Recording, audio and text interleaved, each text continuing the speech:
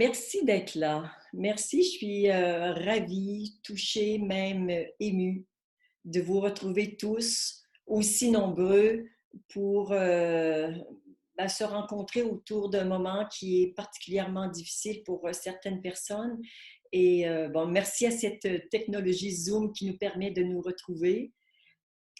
L'idée de se rassembler autour de cette crise du coronavirus m'est arrivée spontanément la semaine dernière, à un moment où un soir, j'ai compris que notre rapport au coronavirus et mon rapport au coronavirus n'était pas optimal.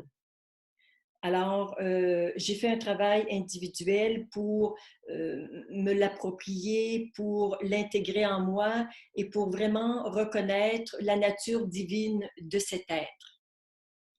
Et le lendemain matin, il m'est arrivé aussi intérieurement la nécessité de refaire un peu le même travail, mais en présence de François, notre cher François qui fait les vidéos que nous aimons tous. Il y a dans la qualité de la présence de François ce qui était nécessaire pour aller plus loin avec cette rencontre avec le coronavirus.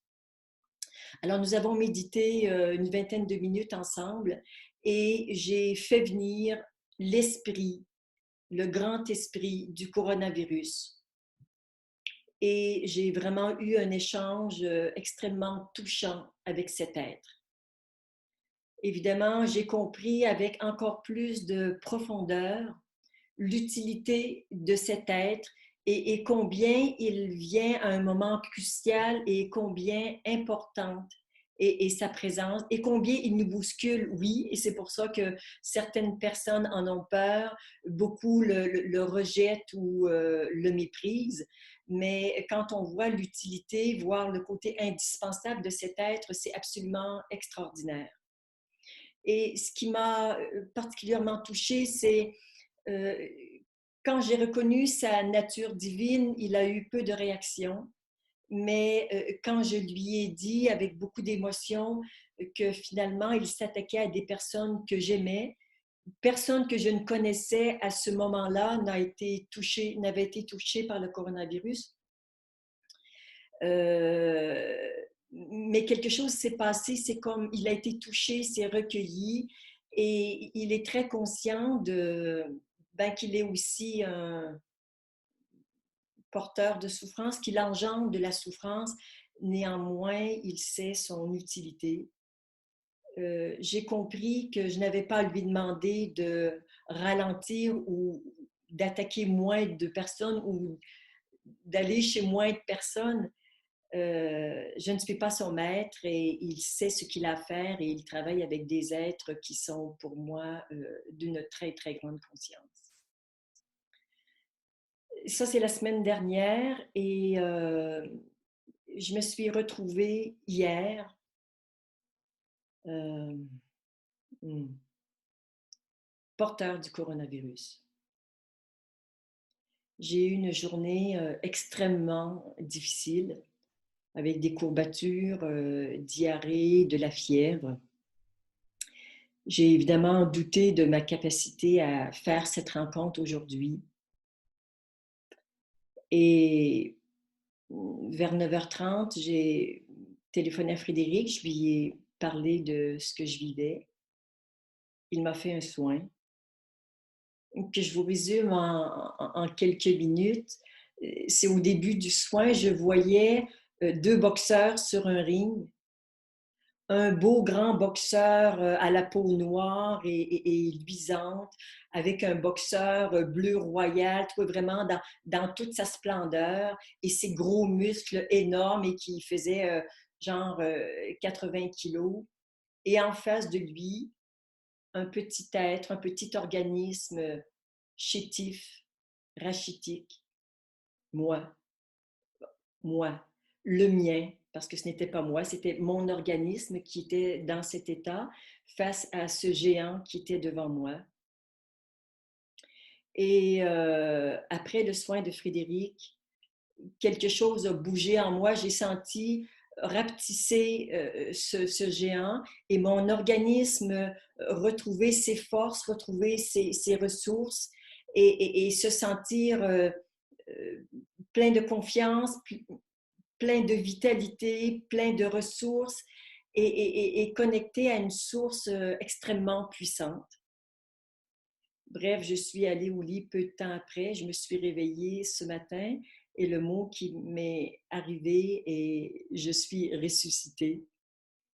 Je me sens extrêmement bien. J'ai encore quelques petits symptômes, mais ils sont très, très légers.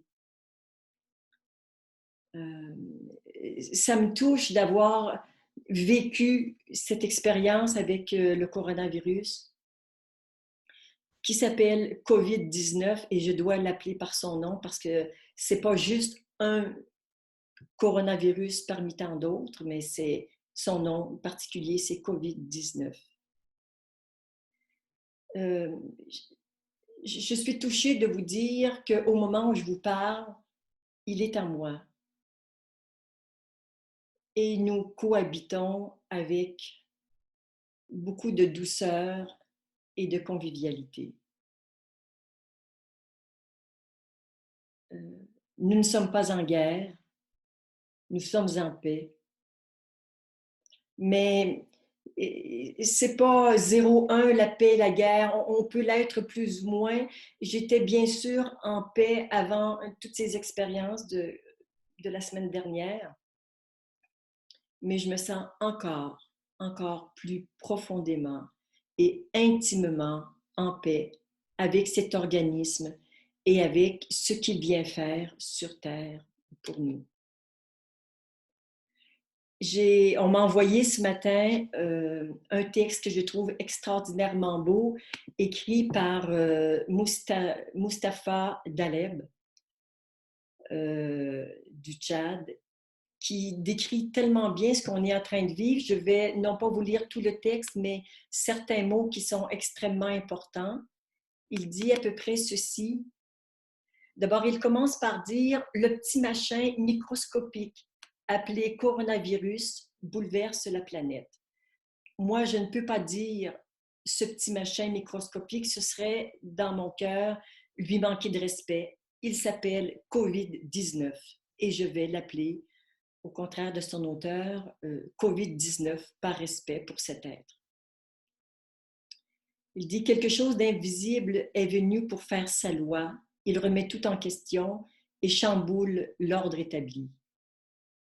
Ce que les grandes puissances occidentales n'ont pu obtenir en Syrie, en Libye ou au Yémen, COVID-19 l'a obtenu. Cessez-le-feu et les trêves.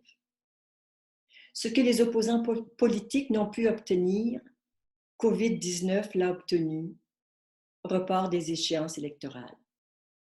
Ce que les entreprises n'ont pu obtenir, COVID-19 l'a obtenu. Remise d'impôts, exonération, crédit à taux zéro, fonds d'investissement, baisse des cours des matières premières stratégiques, bref, j'en passe. Ce que les gilets jaunes et les syndicats n'ont pu obtenir, COVID-19 l'a obtenu, baisse de prix à la pompe, protection sociale renforcée.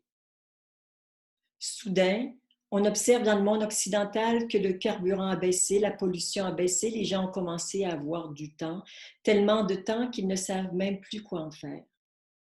Les parents apprennent à connaître leurs enfants, les enfants apprennent à rester en famille. Le travail n'est plus une priorité, les voyages et les loisirs ne sont plus la norme d'une vie réussie. Soudain, en silence, nous nous retournons en nous-mêmes et comprenons la valeur des mots solidarité et vulnérabilité. Soudain, nous réalisons que nous sommes tous embarqués dans le même bateau, riches et pauvres. Dans les garages, les voitures haut de gamme sont arrêtées juste à côté de celles des pauvres qui tous ne peuvent plus sortir. Quelques jours seulement ont suffi à l'univers pour établir l'égalité sociale qu'il était impossible d'imaginer. La peur a envahi tout le monde et elle a aussi changé de camp. Elle a quitté les pauvres pour aller habiter aussi chez les riches et les puissants. Elle leur a rappelé leur humanité et révélé leur humanisme. Puisse cela servir à réaliser la vulnérabilité des êtres humains qui cherchent à aller habiter sur la planète Mars et qui se croient assez forts pour cloner des êtres humains, espérant vivre éternellement. Puisse cela servir à réaliser la limite de l'intelligence humaine face à la force du ciel. Il a suffi de quelques jours pour que la certitude devienne incertitude, que la force devienne faiblesse, que le pouvoir devienne solidarité et concertation. Il a suffi de quelques jours pour que l'humanité prenne conscience qu'elle n'est que le souffle et la poussière. Qui sommes-nous? Et moi j'ajoute, comment allons-nous utiliser cette crise pour accroître notre conscience?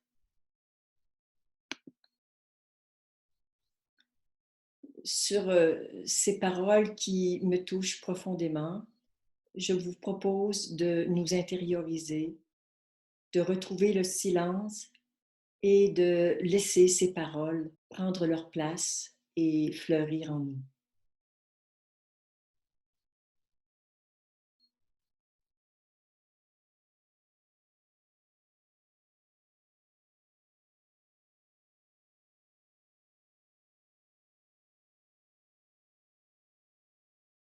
Le COVID-19 est un agent de transformation extraordinairement puissant. Tout comme le sont les décisions des hautes autorités qui ont réquisitionné des masques ou la chloroquine quand on a commencé à se rendre compte que c'était un bon médicament. Les autorités qui ont parfois pris, semble-t-il, de mauvaises décisions. Nous avons besoin de ces mauvaises décisions pour vivre ce que nous sommes en train de vivre maintenant. Il serait dommage de perdre notre temps à blâmer les autres, qui que ce soit, et éviter de tourner notre regard vers nous. Parce que c'est d'abord d'une transformation individuelle dont il s'agit. C'est pas le monde qui est en train de changer, oui, bien sûr, mais c'est surtout moi et chacun de vous et tous les individus sur cette planète. Au cours de cette semaine, il m'a été donné de méditer à plusieurs reprises et de regarder ce que ça me faisait et de voir que je dois changer des croyances. Je dois lâcher des trucs, je dois changer, moi, Claudette. Et je suis certaine qu'il en est de même pour chacun de vous. Quel changement vous attendent, vous? C'est de ça dont il s'agit essentiellement.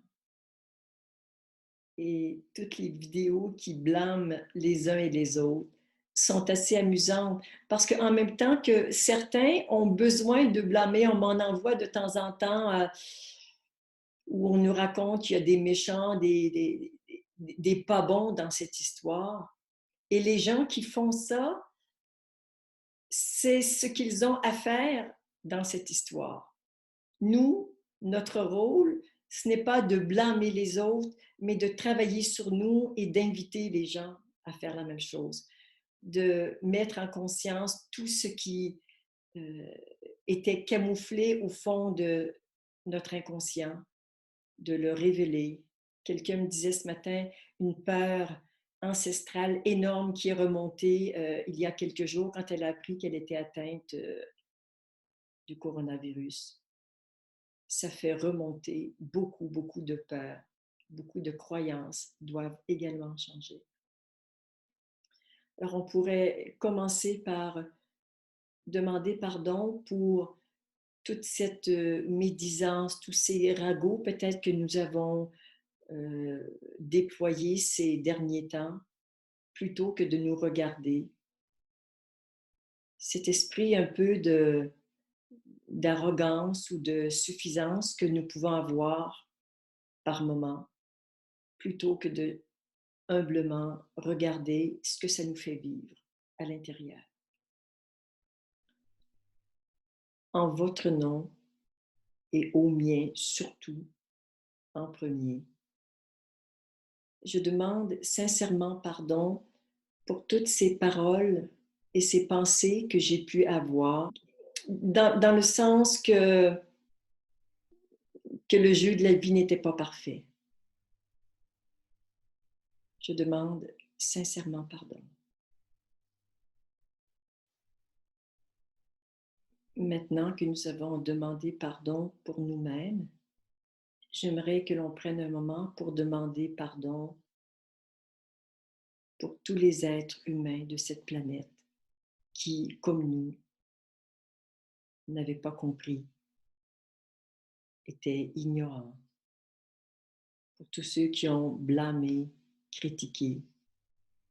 Alors ensemble, nous donnons la main et nous demandons pardon au nom de l'humanité.